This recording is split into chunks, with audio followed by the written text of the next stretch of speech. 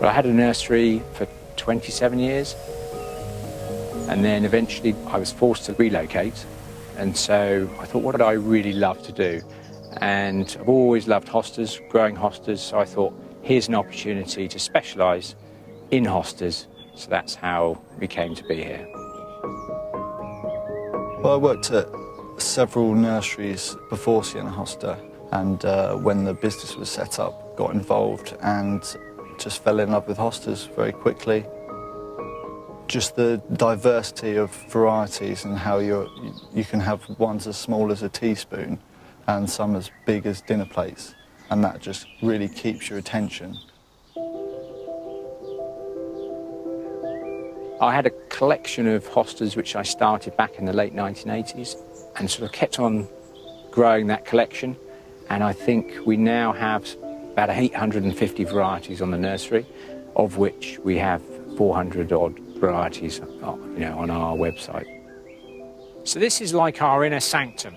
So this is where we keep the oldest and most established plants, beautiful specimens. So when we're getting ready for the shows, sometimes really difficult to choose which ones to take. Do we take a Crosser Regal, a Regal Splendor?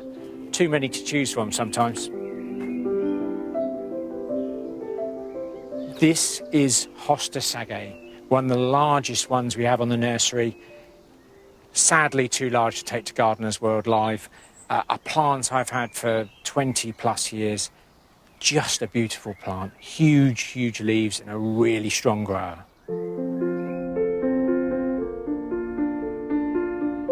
This is one of my favourites here on the nursery, a Hosta miniskirt, a miniature variety from America.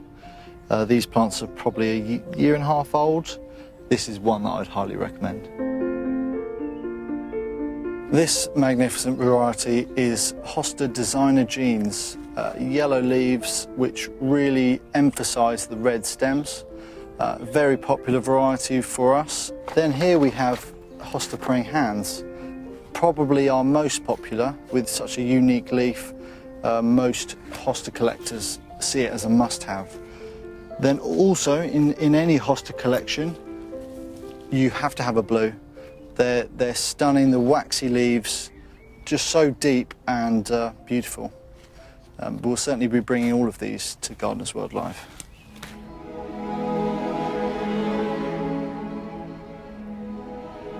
Well, hostas are originally from the Korean Peninsula, Japan, China, that sort of part of the world.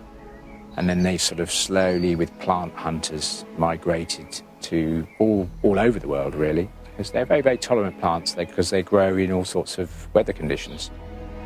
We have quite a lot of people who collect hostas who sometimes buy the plant because of its quirky name, so which is nice. And so with the different types of mice, for example, funny mouse, church mouse, blue mouse, that goes on and on and on, but they're particularly sought after, the mice, aren't they? Yeah. Yeah. When you're feeding your hostas, it's important to choose the right feed. If you want the leaves to get the feed, then it's high nitrogen that you're looking for. If you particularly like the flowers, which some people do, then you want to go with something that's high in potash, like a tomato feed.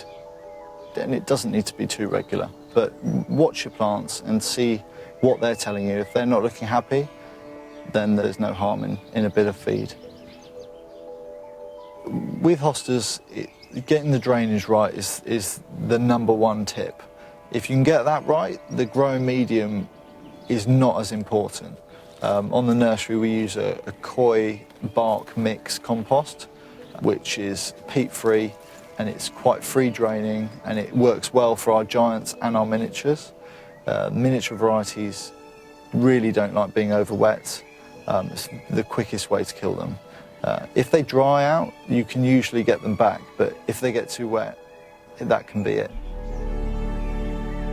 So here on the nursery we use garlic wash as one of our main slug controls. Obviously with Duffy here on the nursery, we don't like using pellets. It's really cheap and easy to make. We just use a glug of the concentrate, which is a couple of cloves of garlic boiled up in a couple of litres of water, and then you just strain out the concentrate into a bottle, and then it's just a glug of that into about 5 litres of water. So we do this roughly once a week, depending on the weather. If it rains, you may want to do it a couple of times a week, but once is usually enough.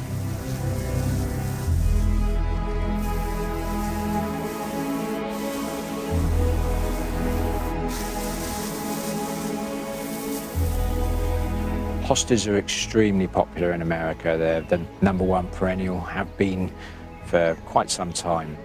And if the Americans can have a #1 herbaceous plant as a hosta, we're going to do our bit to see if we can bring it. I don't see why Yeah.